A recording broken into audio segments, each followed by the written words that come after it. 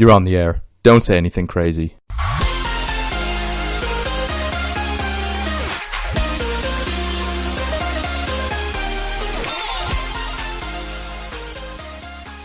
Brother Bear, tell me completely honestly what you would do if you were faced eye to eye, eyeball to eyeball with a 6-foot cougar.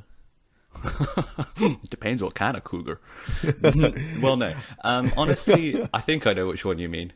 Yes, I don't mean the one in her 50s looking for that young man to take care of her. No, well, it's a great question. It's not one I was expecting, and a bit of a curved ball. 6 foot? Can they, when they're on their hind legs, can they be that tall? You know, it's funny. In length, they can grow to 6 foot, and I didn't realize the sheer size of cougars until I started working at the zoo, and getting like up close to them and realizing, Jesus, these are some huge beasts. But please tell me your answer. Yeah, I'd love to hear your answer. I think my first instinct would be to freeze, because almost maybe my instincts are telling me running is completely useless as an exit strategy here, because that thing would outrun me and probably climb a tree as fast as I could try and scramble up one. So I think running's not an option. Standing there, maybe playing dead, but then obviously just collapsing on the spot if it's already seen me alive might not work. So I'll just pretend to have a heart attack. No, I think I would freeze. I think I'd freeze and maybe very slowly back away and maybe make some very weird, uncharacteristic noises that would almost confuse it as to what I am. Maybe I'm not human. I'd make some vicious hissing sound that wouldn't be naturally expected of a human being. Yeah, that's actually not a bad response. But I don't think I'd not want to make any sudden movements, because I've heard that's not a good thing to do. Yeah, so I mean, you're right about not running. Cougars can run between like 64 and 80 kilometers per hour. Right. So the last thing you want to do, to be honest, in most animal attacks, most wild life encounters, kind of like with a dog, you don't want to turn around and run, because then their prey, they will see you as prey and their predator instinct will kick in. You kind of fall into that prey category by doing that automatically. Yeah, exactly. Like they're looking to, when an animal like a cougar sees you, it's scanning you, kind of like, you imagine like the kind of RoboCop scanning, like, is this a threat? Is this something that could be a potential source for my own survival? And right. Turning and running would definitely put you in the prey category. Yeah, and I'd probably want to make myself, almost just thinking about it a little bit more now, probably as big as possible, putting my hands up in the air and sort of showing that I'm standing my ground. And sort of, making myself as big as possible. And I don't know whether kind of threatening it or sort of standing your ground is threat enough, or do you kind of have to point a sharp pointed object at it, or some stick or something towards it in almost like an attacking predator way for it to desist and stand down. So ideally what you want to do is make yourself as big as possible. You want to put your arms out, put your legs out, and make yourself look very large. And then you want to be basically screaming and yelling. Really?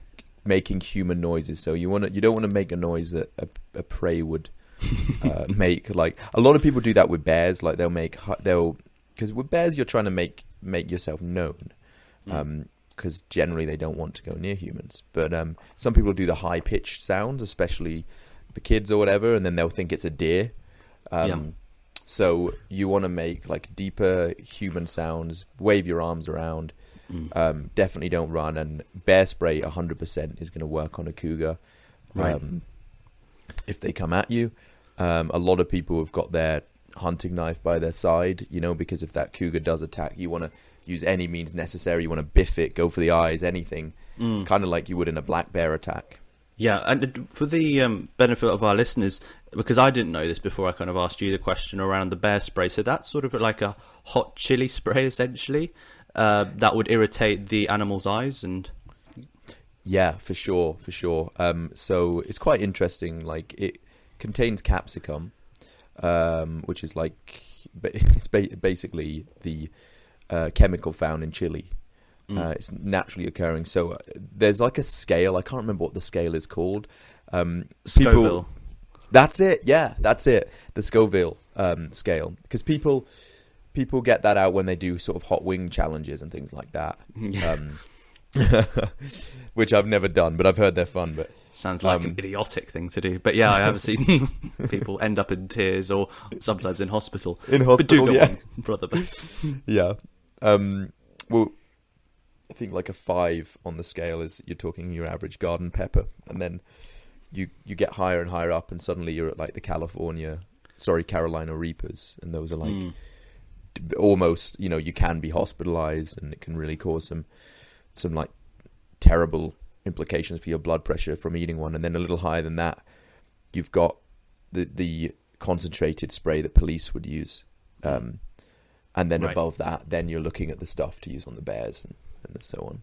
Right, and so that's typically the highest grade, just so it kind of is fast acting, and so the reaction's immediate almost, so they don't charge or approach you. Yeah. I mean, the idea is to start off making a cloud of spray, but the average canister of bear mace or bear spray lasts has got about 7 seconds of ammunition in it. Right. Okay. If you to hold it down, so you've got to be very careful with how you use it. And a lot of bears, I'm not sure about cougars, but a lot of bears do bluff charges. To ward off potential threats. So again, you've got to almost look at the telltale signs for bluff charges prior to using the spray in case you waste it all. Yeah, I've seen elephants do what you describe as bluff charges, where they almost charge up to a point and then they just suddenly stop. Almost, like you say, a bluff testing you to see whether you're going to stand your ground or not.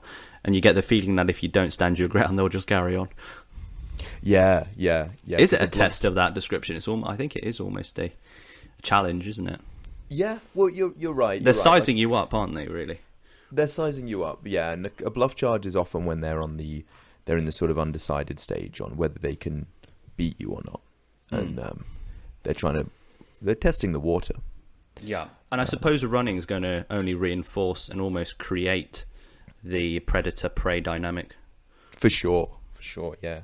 Running is going to confirm their suspicions that you are in fact meat for them to eat, or if not that, a threat that's beatable, and therefore they'll just go for you.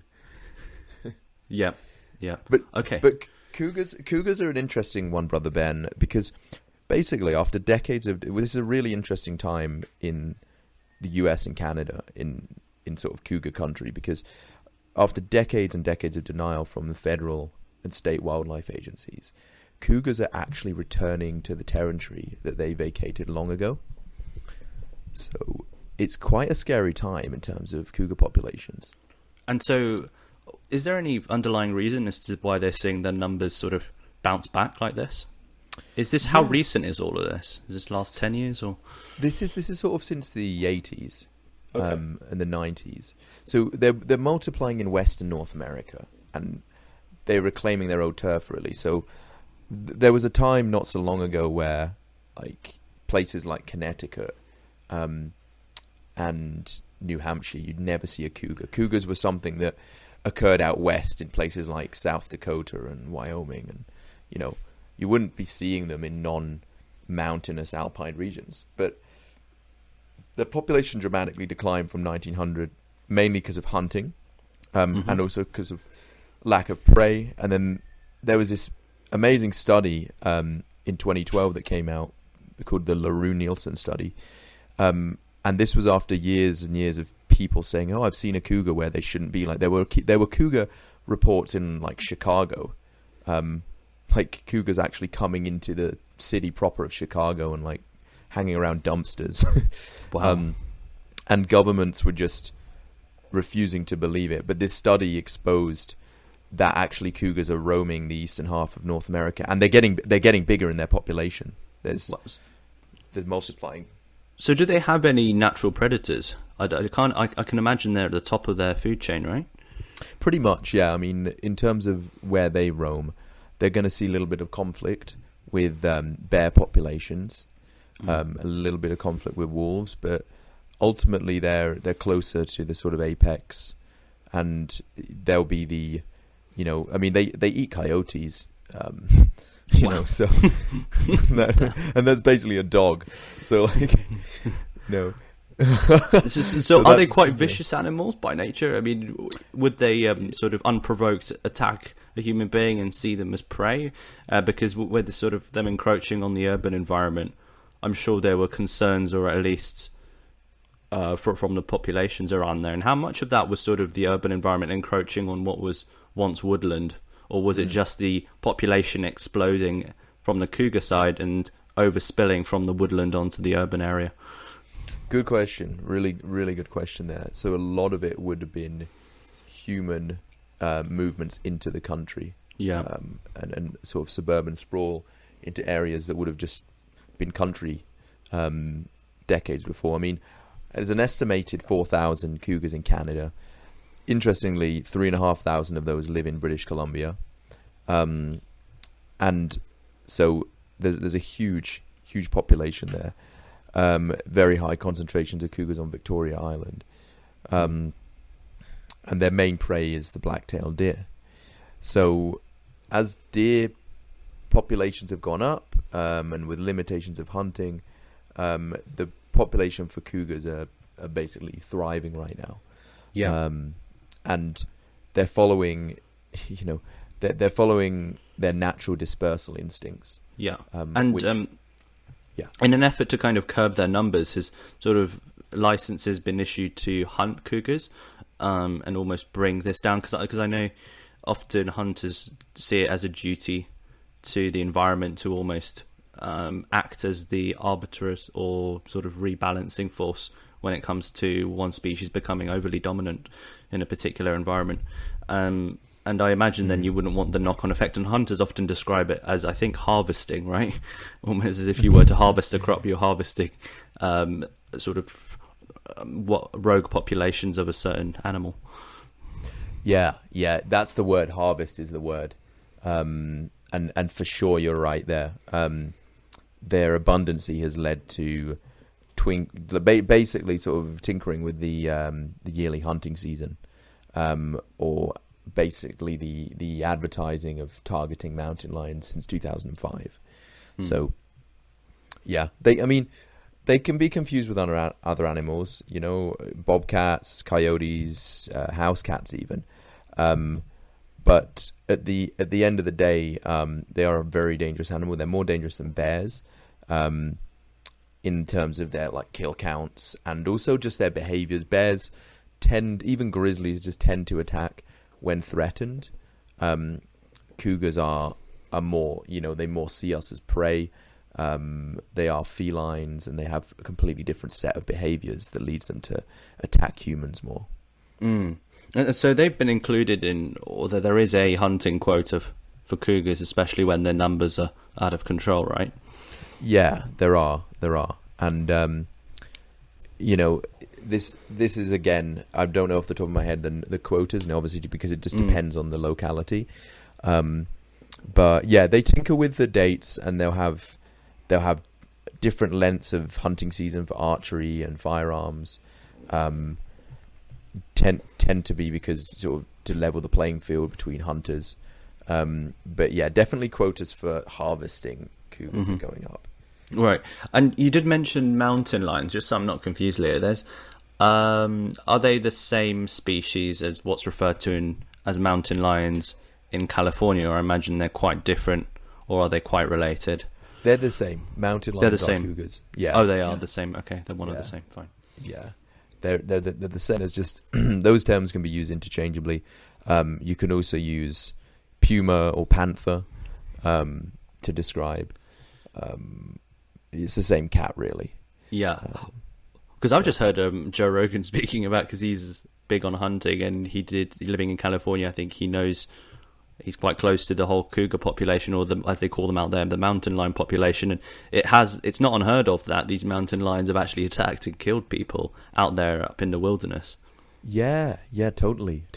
I think in Arizona we had about when I was there, we had about 17 deaths a year. Really? Yeah.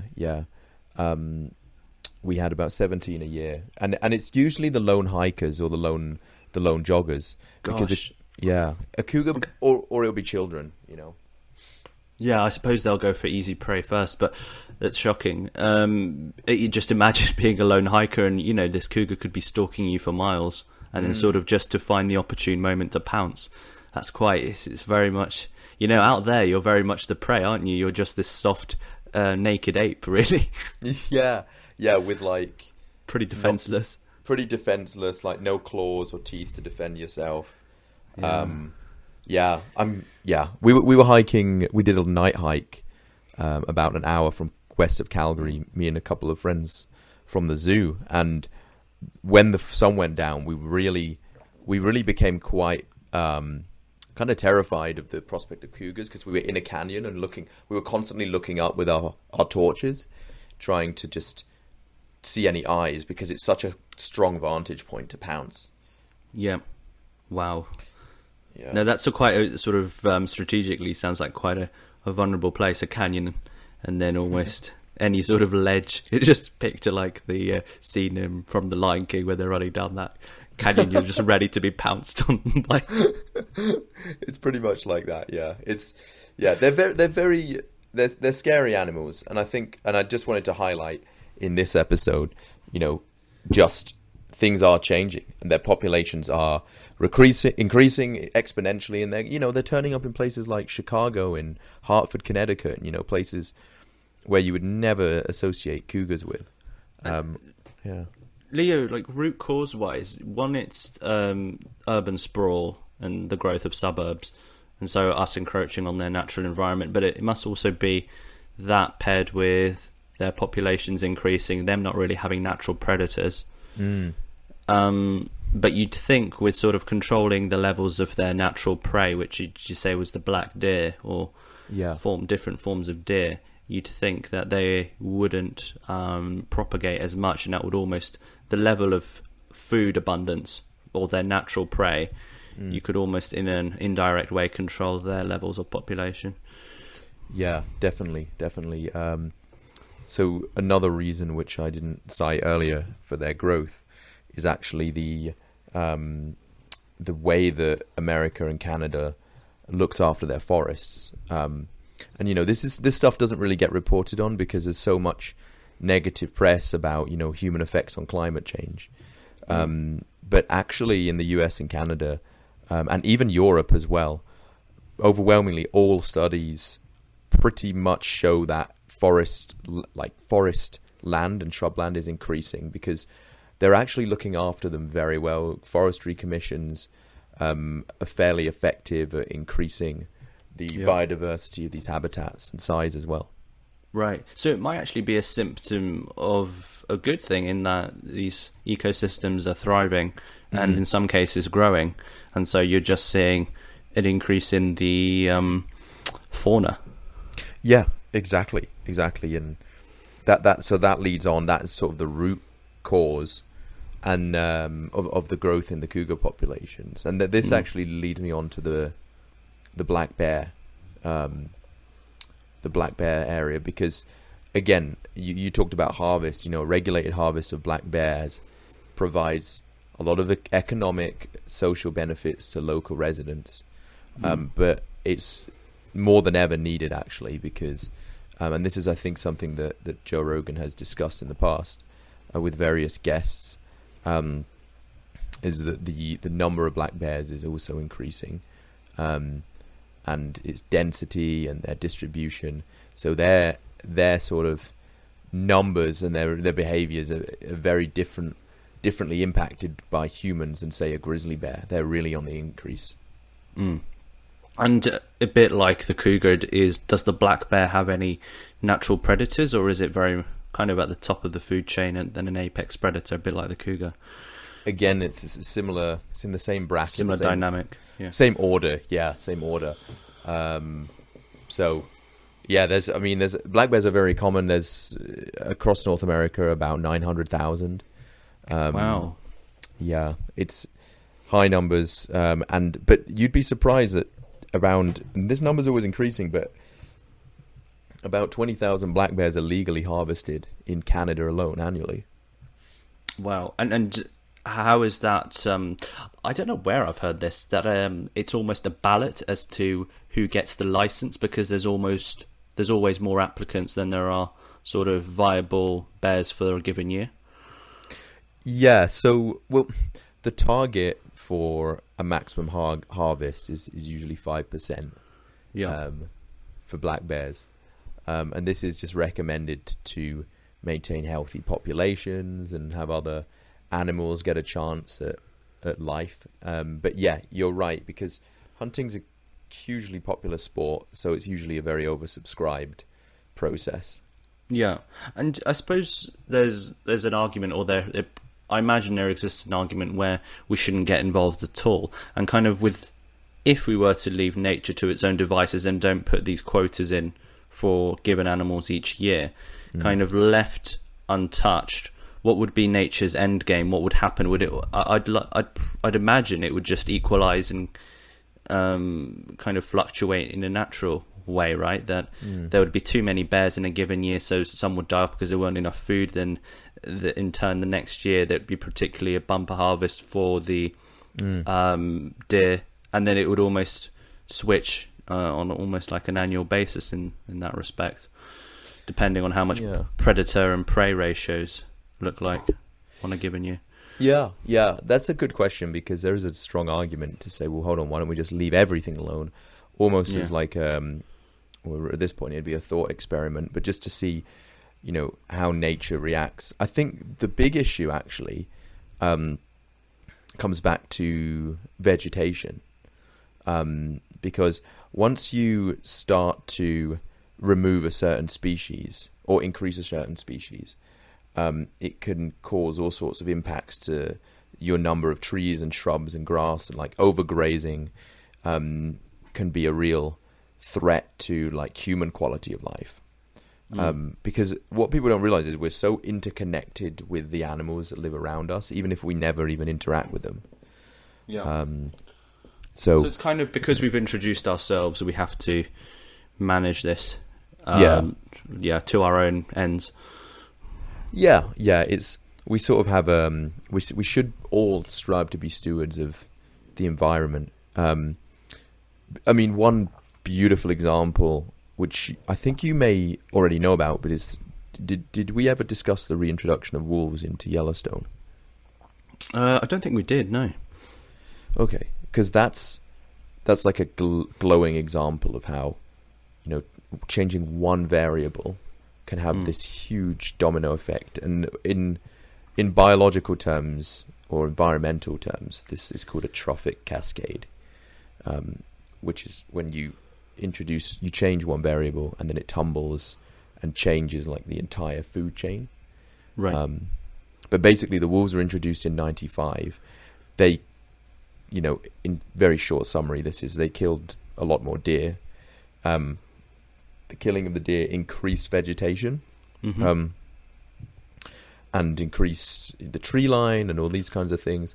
Then the deer that survived avoided certain parts and valleys and gorges, and they started to regenerate. Bear Valley sides became, these beautiful forests of aspen and willow bloomed. And then songbirds and beavers moved in. They built dams that provided wildlife for ducks, fish, and reptiles. And then the wolves also ate coyotes too, allowing more mice, rabbits, and hawks to flourish. Wow. And the most crazy part of this is that the regenerating forest, all caused by a lower deer count, stabilized the banks of the rivers. So the entire shape of the river system in Yellowstone has changed since 1995. So the whole physical geography is all changed. That's incredible how far-reaching those impacts were of just introducing one species. And it just sort of occurred to me, I suppose nature doesn't have an end game, an agenda, or a preferred outcome. It's almost ambivalent in all of this, and all of these preferences, as in biodiversity is good, tick in the box. It's a very human-centric viewpoint. It's kind of, nature doesn't care what the end outcome is. Earth is Earth, and it is what it is. from sort of a purely natural standpoint and a neutral standpoint, where it's kind of us as humans that attribute value or a desirable agenda one way or the other. Yeah. It's a weird one. Isn't it? Yeah, no, very well put, Brother Bear, because humans tend to politicize things or like put something into a camp or a category when often what we're talking about doesn't care, right? Yeah. So it's interesting because I was listening to this. I think it was an interview with this guy who just turned 101. I don't remember his name. I will put it in the description once this podcast is done. But it's a scientist who came up with the Gaia theory, and it's basically when he first saw the Earth from space, or that first picture, not in person, but he saw the pictures brought back. He finally it hit him that we're on this finite biome of a mixture, almost like a test tube, a mixture of compounds and minerals and elements, and almost an enclosed system, this Gaia, and it's all contained in a self-sustaining system, and it's kind of existed for billions of years and will exist for billion years to come, and it's kind of for us to be the stewards of it, maybe. And it's not like if global temperatures go out of whack like they have done in the past far more drastically than they currently are doing, it's not like the Earth's going to go anywhere. It's us that are going to suffer. The Earth is kind of ambivalent in that sense, and if it gets really hot, the Earth's going to be here for billions of years to come, and probably will get a lot colder between now and the sun engulfing it. But it's kind of we've kind of got to worry about these things for the purposes and to the end of our own existence. I suppose that's the real motivator for us in a selfish way. Yeah, that's so true. That's also true. Like the Earth doesn't care, and I think one of my favorite my favorite stand-up sequences from George Carlin said pretty much exactly what you've said. In his like brilliantly comedic way, he was talking about the Earth as this like beautiful blue and green ball just bobbing around in space, and it just couldn't have a care in the world for how we treat it. We place so much emphasis on it, but it's gonna, the planet's gonna be fine ultimately. We're not. That's very true. But let me throw this curved ball at you. Go on. How about we are the Earth because we are of the Earth, and we are the Earth made conscious, made flesh, and therefore the Earth by extension has become conscious. Why should we separate ourselves from nature when we are it? That's, that's an excellent argument, because we are really one of the only. Aren't we the Earth rendered conscious? I think we are. Well, we're definitely the Earth has had a good crack at making pretty self-aware creatures, right? Yeah. Like certain apes that are great at the self-awareness test, but nothing to the level of our consciousness. But don't separate yourself from the apes. They've made conscious beings, you and I. Yeah, well, that's true.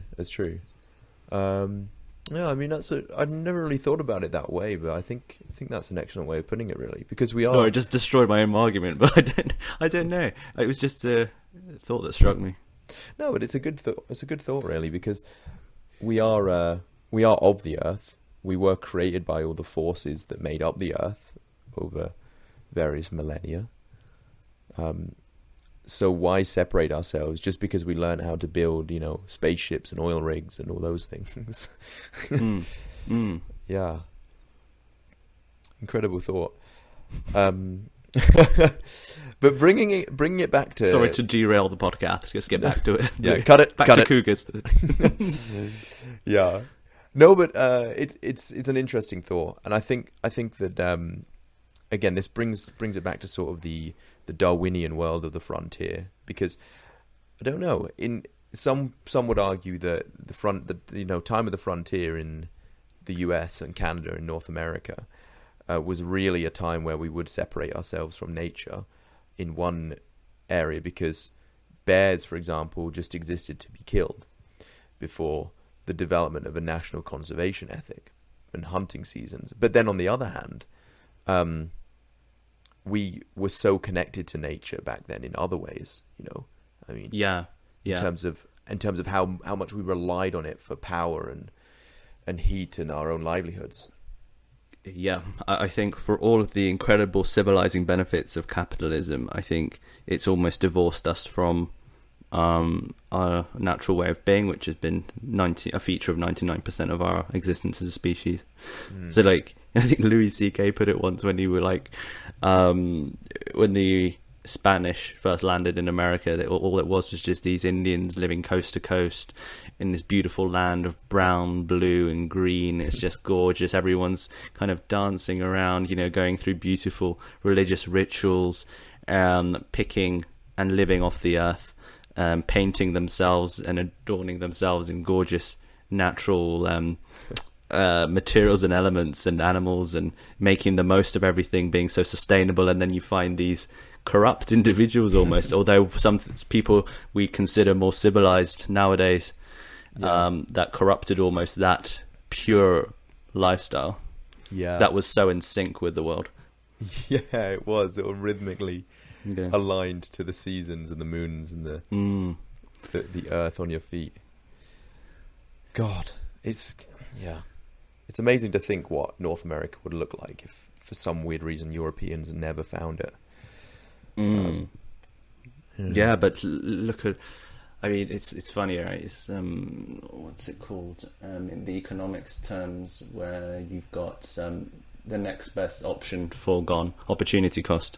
Opportunity cost, yeah. I mean, there's always going to be opportunity cost, right? So you can't go living like that, capitalism would say, because you're uncivilized, and then there's all these benefits to be had with capitalism and money and civilization as we know it now. And I think that's very true. There's a huge amount of value to education and books and knowledge. The list goes on and on. But there's also something to a pure life, just living with the earth and not questioning too much and not thinking too much, because that in itself creates its own problems.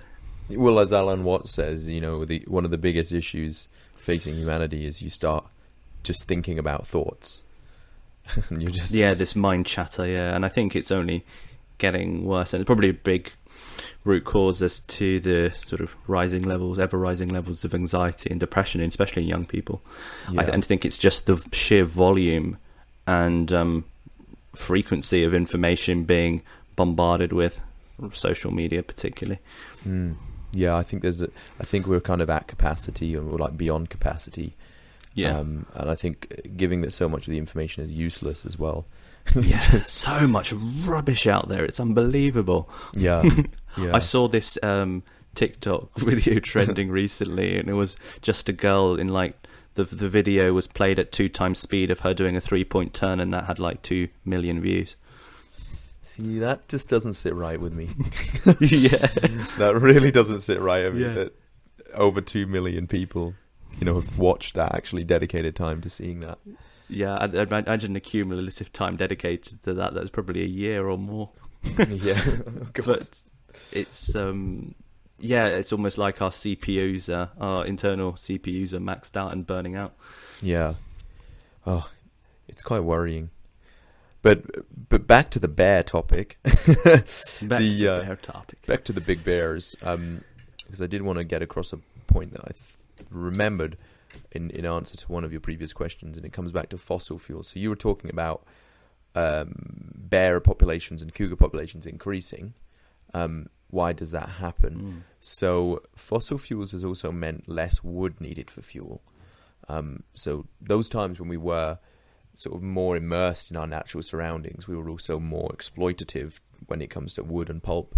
So better forestry practices in general, and the way that we treat our woodlands now, and due to reliance on fossil fuels, has really amped up that natural explosion in bear and cougar populations. Yeah, the reforestry movement. It actually reminds me, there's an EU-driven initiative that I know is implemented in a number of EU countries, not least Poland. And in Poland, the system they have there is if you own a piece of land, as in have the freehold of some rural land, and decide not to build on it and have the existing flora flourish there and almost grow into a forest, or if there is a forest, to keep it and not essentially chop it down, you are paid on an annual basis a certain fee or almost like a subsidy from the EU to keep it as a forested plot of land. Oh, really? Yeah, you are subsidized to keep it wooded. Yeah, that's an excellent program. So Yeah, I can imagine a lot of people jump on that and they do. Yeah, it's cash quite in on the popular subsidies. actually.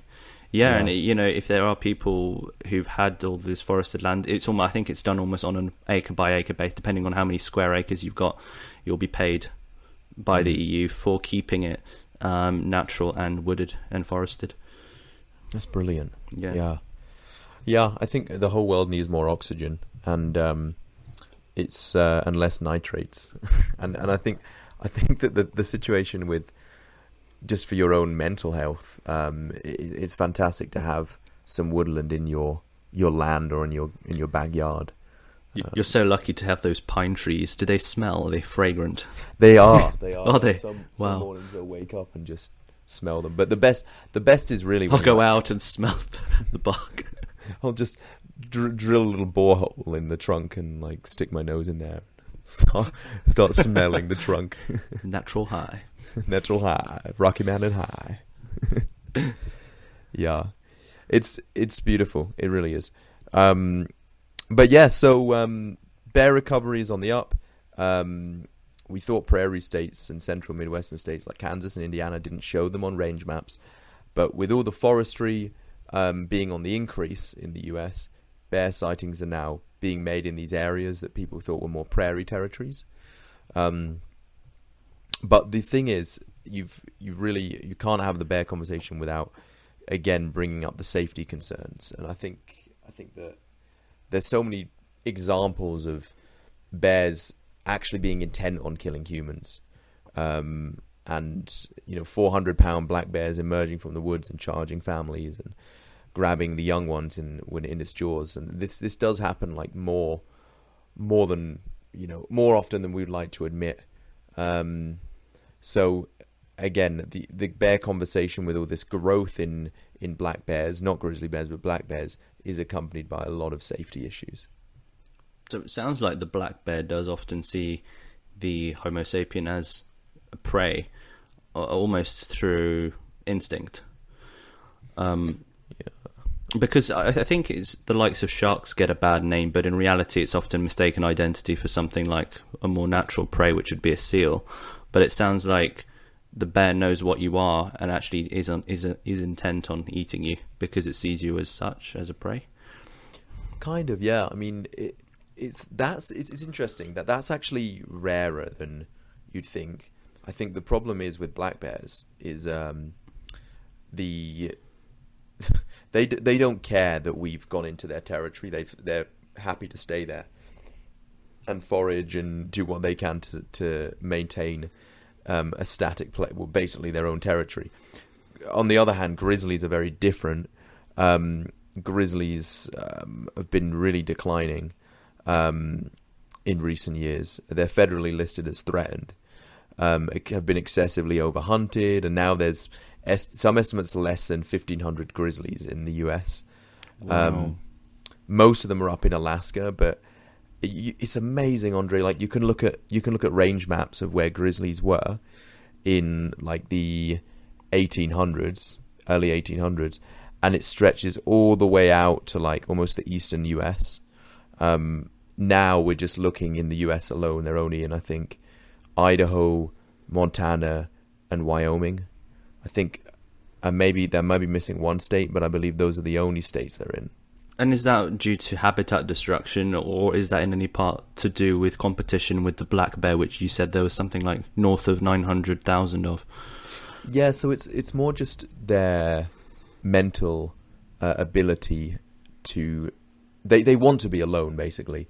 They're very solitary animals, and they hate human interference, whereas black bears, on the other hand, which is why their attacks are so much more common, will not retreat. They'll stay where they are. So the grizzlies will retreat and seek out, hidden valleys where they won't be bothered by human life. Okay, and it sounds like it's the black bear that is a threat to human life more than the grizzly, and is that just down to there being more black bears, and therefore the frequency or chances of coming across a black bear as opposed to a grizzly are that much higher? Or is it their nature? It's their nature, really. They're less solitary, black bears, so their numbers are going to be higher in human areas. Grizzlies have lost around 98% of their range in the lower 48 states.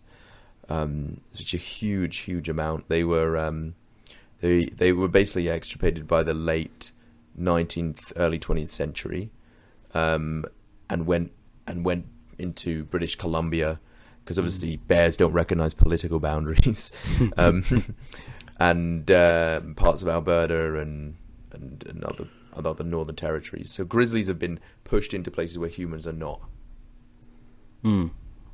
It sounds like grizzlies, from what you're telling me, is maybe slightly more picky in terms of their habitat, and I don't know whether this is just something I've picked up from Discovery Animal Planet. They like to go do the salmon fishing when that, or I don't know if that, I think that's a seasonal thing that happens once a year. They go up the river and you kind of see the salmon jumping, and they try and catch as many as they can in that frenzy, that feeding frenzy. But it sounds like almost like the panda, the grizzly maybe is a pickier tenant in terms of its natural habitat, whereas the kind of black bear's happy in a lot more of a variety of habitats. Yeah. So basically, grizzlies are highly sensitive to human disturbance. Right. I don't know if they're more picky in terms of diet, but they really need to roam free from any kind of anthropomorphic interference. So, yeah, their range has been really encroached upon. So the destiny of the grizzly bears is going to be really determined by how much humans decide to go into the wild and how much food the bears have. That will decide their destiny, really. It sounds like. Well, do you feel there's the incentives and initiatives to protect the grizzly bear now? I mean, I know that Parks Canada and the US Fish and Wildlife and Forestry Service are increasingly vigilant to not cause humans to fragment grizzly bear populations. So there's so much close monitoring, and GIS, which is something we're familiar with as geographers, is playing a huge role in mapping bears. And most grizzly bears will have a chip in their ear, especially black bears even more so, but a lot of grizzlies will have chips so that they're constantly being tracked, and we can tell if they're going into sort of human habitats or not, or if they're going off the map or anything like that. Yeah, well, I suppose national parks would be so useful for preserving bears, because national parks, right, I imagine, are exempt and protected from urbanisation or suburban sprawl. Yeah, definitely. Be a haven for the bears. Indeed, a haven for the bears. Yeah, the national park system, provincial park system is great in preserving that, but obviously, bears will go beyond that. Yep, that's very true. Mm-hmm. It's a constant sort of tug of war and balance to protect them. There's also the issue of undocumented hunting or poaching, which is an important issue that needs to be constantly tracked. Is that because, for grizzly bears in particular? Yeah, so grizzly bears are what's called a trophy animal. I can imagine, probably because of their rarity and just their sheer size, because I understand that they're quite a bit bigger physically as compared to black bears, right?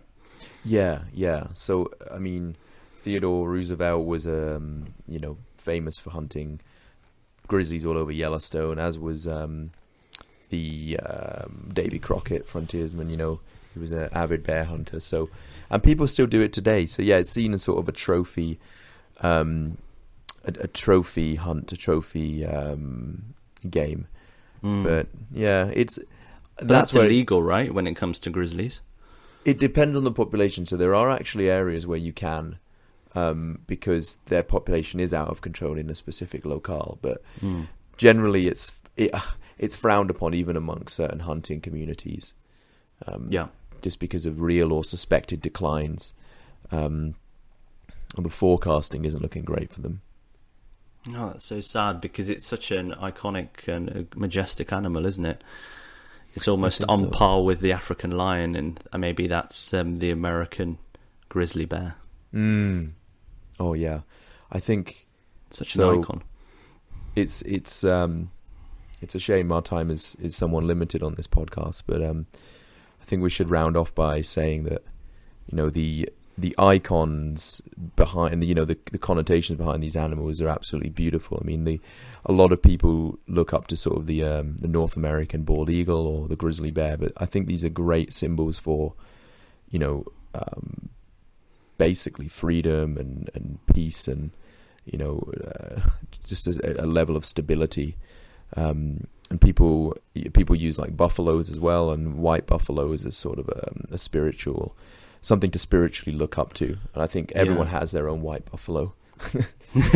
Yeah, definitely. I mean, you can see that going back as far as the Native Americans. They saw the spiritual and the significance of all of these gorgeous animals and always attributed spirits and characters to them. Yeah, it's quite amazing, and I just hope that the preservation efforts go far enough to saving them and keeping them around for generations to come. Definitely, I think if there's anything to get across on this short episode, it's that in North America, a lot of agencies and authorities have been doing a sterling job at woodland protection and increasing the number of trees in a sustainable manner. But what comes with that are more animals and cougars and bears rushing into metropolitan areas, and everyone has to be aware of that. You know, cougar sightings are happening now in, you know, big suburban areas in Connecticut. They're not just in South Dakota anymore, and I think that needs to be noted. But yeah, for so many reasons, you know, going back to the wolves in Yellowstone, but as you just said, you know, the icon and you know the image that comes with these beautiful beasts needs to be preserved for generations. Yeah, absolutely. I mean, it sounds certainly like the cougar is the wily one and the audacious one, kind of not afraid to encroach on a human urban environment. So I think, yeah, we probably, as much as preserving their environment, which it sounds like we're doing with the reforesting initiatives, both in North America and Europe, it sounds like we just need to educate the public as to how to act as well, if there were to come to any confrontation situations. Yeah, 100%. Education is the most important thing to allow people to enjoy nature safely. I mean, we all love the freedom that comes with camping and hiking and doing all kinds of outdoor pursuits. But, you know, I think the biggest take home of this episode is that they're not, you know, in your home, you're in their home. Yeah. And that's something you've always got to take with you when you do any outdoor activity. Mutual respect. It all comes down to that. Brother Bear, it's been an absolute education. I hope so. I hope this one's been short and sweet, but I hope it was useful to our listeners. Thank you, Brother Bear. An honor. Thank you very much, Brother Bear. I look forward to the next episode. Would you like to give a taste to the audience, or are you just going to let it hang? No, I think I'll give them a sneak peek. So we're going to be talking to two Englishmen who have extensive experience in the North American continent. So both to yourself, Leo, and Dimbat, or Damien, who's based in Denver. He's our man in Denver, and he's going to be giving all kinds of insights, both cultural, everyday, from the craft beers they drink over there to the sandals and various apparel that we've noticed Americans like to wear. It'll be an in-depth and hopefully quite a light-hearted and a humorous conversation, and I look forward to that, and we'll be publishing that in 2 weeks following this one. Awesome. I cannot wait for that. I think it's going to be great to have our first tri-national podcast between Britain, the USA, and Canada. Canada is going to be tri-location. Yeah, it's going to be a challenge, but I'm sure we're up for it. Absolutely. Cannot wait. Okay, Brother Bear. Well, it's been a pleasure. Thank you so much. And until next time. Thanks, man. Bro Bear. Over and out. Over and out, Bro Bear. Bye out.